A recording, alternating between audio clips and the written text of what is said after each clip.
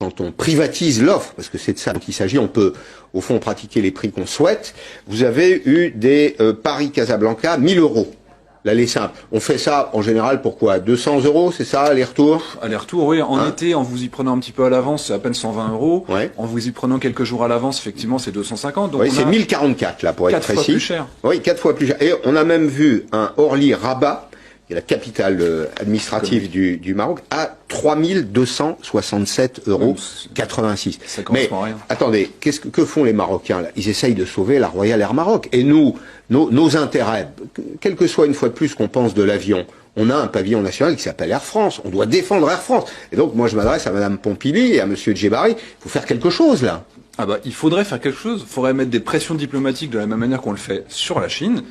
Allez, 50-50 Chine-France, 50-50 entre la RAM et Air France. Ce serait logique. Bien sûr. Aujourd'hui, est-ce qu'on a envie de se mettre sur une bataille diplomatique avec le Maroc? Je sais pas. Est-ce qu'on les laisse faire? Est-ce qu'il y a des accords dont on ne connaît pas la valeur derrière qui nous disent, bah finalement, Royal Air Maroc est encore plus mal barré qu'Air France et donc faut les sauver à tout prix? Ouais. Aujourd'hui, on n'a pas de réponse et on comprend pas pourquoi il y a cette inaction envers le Maroc. Mais c'est un impôt caché.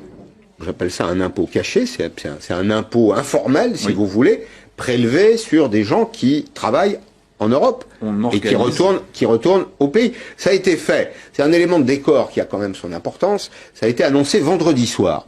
Vendredi soir, qu'est-ce que c'est? C'est le début d'un très long week-end.